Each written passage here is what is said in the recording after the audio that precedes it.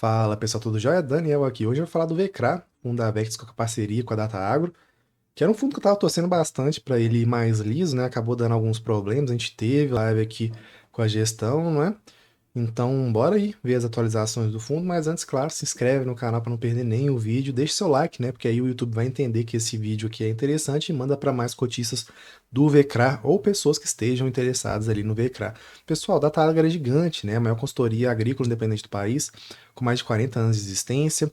E por isso, né, quando eu vi essa tese do fundo faz muito tempo, né, antes mesmo da gente fazer live com a gestão, eu falei, poxa, que legal, né, assim, essas parcerias com quem entende do agro e acabou dando alguns problemas. Eu particularmente fico chateado, espero que o fundo recupere, né, que consiga resolver todas as questões que estão dentro dele, mas eu particularmente ali fiquei negativamente surpreso, para ser sincero, né? A gente fez até a live não faz tanto tempo, eu falei, poxa, né, espero que vocês consigam ali resolver esses problemas, né, é, consigam ali superar esses desafios e tudo mais, aí logo depois teve mais problema dentro do fundo, então assim, vamos acompanhar ali. Como eu sempre falo aqui com vocês, pessoal, eu quero é que os fundos, seja FIAGs, FIIs ou FIINFRAs, deem certo, tá? Mesmo quando dá problema, a gente noticia aqui, porque a gente tem que noticiar, mas a gente quer que melhore, né? Poxa, apesar de não ter tantos cotistas assim, já tem 11 mil cotistas, né? Então isso aí são milhares de pessoas ali com seu dinheiro em risco, né? No final das contas. Então assim, né? Vamos torcer aí para que esse fundo consiga fazer esses desafios, mas eu fiquei negativamente surpreso. Por quê? Porque era uma parceria que queria que desse certo, né? Que desse certo aí. Patrimônio líquido aí, quase 500 milhões, né? Uma certa musculatura já. Uma cota amassadaça, né? Frente ao patrimonial e o rendimento de 124% do CDI. Enfim, acabou ali que, né? Acabou que não passou liso como eu imaginei que ia passar, né? Então por isso que a gente tem que sempre acompanhar os fundos, né? Tem que acompanhar, gente, não tem jeito, beleza? A distribuição de dividendos de junho ficou em R$ 1 por cota para os investidores e considerando um deságio de 30% na cota fechamento de mercado em 28 de junho, apresenta um dividend yield anualizado de 16,54%, muita coisa, né? Equivalente a 175% do CDI.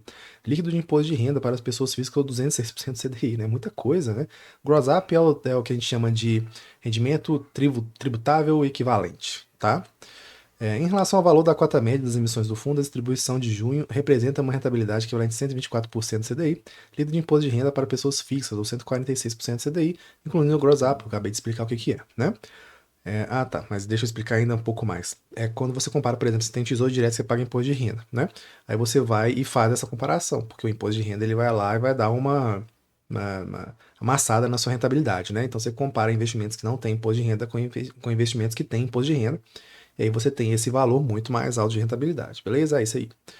Ao longo dos últimos meses, fizemos uma movimentação de ampliação nos nomes da carteira, trazendo maior pulverização de crédito interessante, em nomes com bom perfil de risco, como pode ser observado na seção carteira de ativos. Fechamos o mês com uma carteira composta de 43 ativos e 38 devedores, sendo 80% alocados em CDI e 14% em IPCA.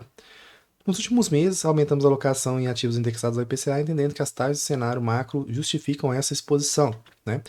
Ao mês de junho, ao final do mês de junho, a carteira possuía 95% dos ativos agronegócios e 4,7% em caixa. No mês de junho e início de julho, concluímos com sucesso a reestruturação das operações da Raça Agro e BBF, representativos de 15% do PL do fundo. Muita coisa, né?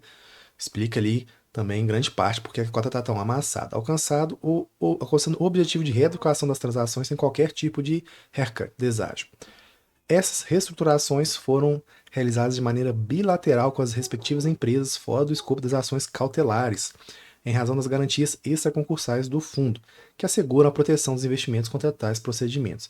Ambas as operações estão adimplentes com seus pagamentos e com as reestruturações seguirão seu curso normal. Então vamos continuar acompanhando. Né? Inclusive, a gente já noticiou, né, todas essas questões aqui no canal. Para as informações a respeito das carteiras ativos, por favor, referir à seção atualização da carteira, que a gente vai falar daqui a pouco também, beleza? Pessoal, bora lá. Aqui eles falam, né, um pouco mais sobre o panorama setorial, que eu não vou ler linha por linha. Eu acho que é interessante, tá? Vocês acompanharem, dar uma lidinha um pouco mais atenta, pelo menos de vez em quando ali. Nos Fiagros eles sempre trazem essas atualizações, não vou ler linha por linha aqui, não é? Mas é legal, é interessante conhecer, né? Por quê? Porque isso aí melhora o crédito, por exemplo. Quando você tem um setor agro mais forte, o crédito por trás daquilo ali é mais forte também, concorda? Então é interessante você ver se está fazendo sentido, se não está fazendo sentido, o agro, né? Mas eu já vou ali adiantando que o agro continua, né, carregando o Brasil nas costas, tá? De forma geral, nós já somos ali os maiores em muitas dessas culturas que a gente vê passando aqui. E na minha opinião, a gente tem ainda muito potencial para crescer ainda mais, tá? Assim, o Brasil tem potencial para ser completamente dominante se caminhar certo, né? Se caminhar certo, beleza? Rendimentos distribuídos, R$ 1 por cota, que será pago ali no dia 11 de julho, perdão, foi pago já, né? Aos detentores ali do VECRA no dia 28 de junho. E aqui ele mostra, né? Em relação ali aos rendimentos, a gente já falou sobre isso. Né? Uma cota está muito amassada, então dá aquela turbinada para cima quando você compara um dividend yield, né? Cota amassa, dividend yield sobe, beleza? Liquidez, né? A gente pega aqui, né, que a negociação das cotas dos fundos, mercado B3 teve início de 1º de junho de 2022, perdão. Em junho de 2024 foram negociadas 269 mil cotas, totalizando um volume de negociação de 16,5, com ali uma média diária de 800 mil. Ok, tá? Depois de 500 mil aqui eu já acho ok, já em termos de negociação. Tem uma forte concentração aqui em produtores de grãos, produtores de café, então é um fundo ali que tem esse risco a mais mesmo, tá bom? Provavelmente, né, produtores assim são alguns dos setores mais arrojados dentro do agro. Todos têm seu risco, todos eles. Mas produtor, normalmente a gente fica ali com mais atenção mesmo. Regiões bem diversificado, como assim que deve ser. Ponto positivo aí para o fundo, beleza? Um DREzinho aqui do fundo, né? A gente vê que, como eu sempre falo para vocês, as despesas, elas dão uma comida ali no resultado do fundo, né? Porque no final das contas ali o agro ele cobra caro mesmo, né? Mas é um fundo que continua saudável financeiramente, né? Em termos de mais pontos positivos do que negativos. Tem os pontos de atenção que a gente falou, né? O que explica alguns dos motivos que explica que essa cota tá tão amassada que a gente vai falar daqui a pouquinho, beleza? Pessoal, aqui a gente mostra já a carteira de ativos, não é? Com a percentual do PL do fundo, umas concentrações a mais do que 10%, então ponto de atenção, ponto negativo aí que deve ser melhorado, né? Mas fora isso ali, tem uma diversificação, um problema de diversificação, como eu disse, né? Tem um percentual aqui mais alto nos principais devedores, né? Nos principais créditos, e depois vai ficando ali bem pequenininho ali por por mais baixo. Né? Agora sim, vamos passar para a atualização da carteira. Grupo APR, conforme comunicado ao mercado, no dia 14 de junho, informamos que foi deferida em primeira instância a reintegração de posse sobre os imóveis de titularidade da Trust Securitizadora, consolidados no âmbito da alienação fiduciária. O prazo para desocupação dos imóveis de 60 dias contados a partir da intimação do devedor, o que ainda está pendente de ser efetivado. Então vamos aguardar isso aí. A posse da fazenda permitirá o livre acesso à mesma por parte dos investidores, possibilitará a visita dos potenciais interessados na compra da fazenda. Ressaltamos que ainda cabe recurso pelo devedor, porém com baixa probabilidade de êxito. Pessoal, a gente nunca sabe com direito, tá? Sou formado em direito, minha família é formada em direito, tem amigos formados, né, na área e a gente nunca sabe o que vai acontecer. Então é um ponto de atenção, sim, tá? Um grande ponto de atenção. A gente não sabe, né? Cabeça de juiz, a gente não sabe o que está acontecendo lá dentro, tá? Eu sempre falo isso. Vamos supor, às vezes você entra lá com, né, enfim, entra com um procedimento, aí um juiz decidiria de um jeito, aí no juiz, às vezes na mesma comarca ali, na vara do lado, decidiria de forma totalmente diferente, tá? Isso acontece, aconteceu comigo já, mais de uma vez, inclusive. Então, acontece, tá bom? Vamos lá. Conforme comunicado ao mercado, no dia 14 de junho, o gestor e o consultor assinaram um term sheet vinculante com o grupo Raça Agro, formalizando, inclusive a gente falou sobre isso aqui também no canal, os termos da reestruturação da operação, visando a reeducação financeira e companhia e, ao mesmo tempo, garantindo integral cumprimento das obrigações decorrentes dos CRA. Essa reestruturação ocorreu de uma forma bilateral com a companhia, tendo em vista que o fundo é o único investidor da operação. Ressaltamos que a reestruturação prevê um alongamento do principal sem qualquer deságio, o que foi viabilizado pela nossa estrutura de garantias. Como a operação da Raça Agro já foi devidamente reestruturada, está inadimplente e segue seu curso normal. A partir do próximo relatório, deixaremos de incluir ela nessa seção de carta do gestor e traremos novas informações se necessário. Ok, né? Conforme comunicado a mercado, publicado no 5 de julho, o gestor e o consultor formalizaram um term sheet vinculante com a Brasil Biofuels para estabelecer os termos de reestruturação da operação. Com isso, buscamos reeducar financeiramente a companhia, garantindo simultaneamente o cumprimento integral das obrigações associadas aos CRA.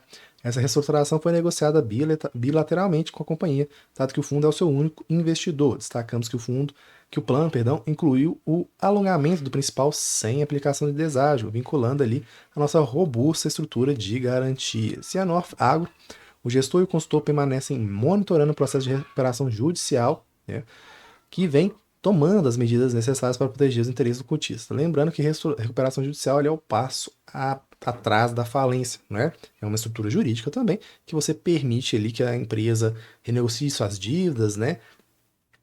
Que inclusive está acontecendo muito no Brasil ali, com 123 milhas, 123 milhas, por exemplo, né? Que aí ela renegocia essas dívidas para continuar funcionando, beleza?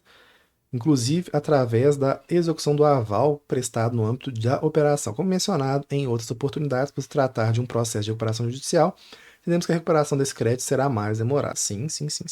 No entanto, reforçamos que possuímos garantias bem constituídas que excedem o valor da dívida e que poderão ser executadas oportunamente. Manteremos todos informados.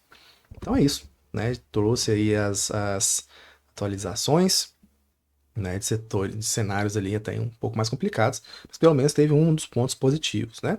E que ele mostra os resumos dos ativos, né? Sempre importante a gente olhar nos principais devedores, digamos assim, e também são figurinhas aqui repetidas, né, no setor dos fiagros. Né? Mas, enfim, né, dá para melhorar a diversificação, mas não é um fundo super concentrado, não, de forma alguma.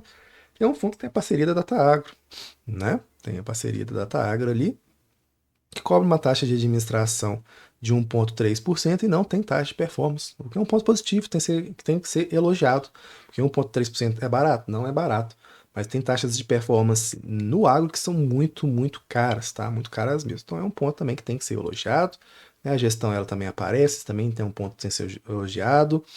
E eu, particularmente, torço para o fundo, né? Foi uma infelicidade, na minha opinião, que deu esse tanto de problema. Espero que a gestão sempre melhore, supere os desafios, né? Que foi o que eu falei na live com eles aqui, né? Que eu sempre torço para a indústria do agro e que eles melhorem, né? E aprendam com os erros que aconteceram, beleza? Então é isso. Se gostou, deixa seu like, se inscreve no canal e até a próxima. Tchau, tchau.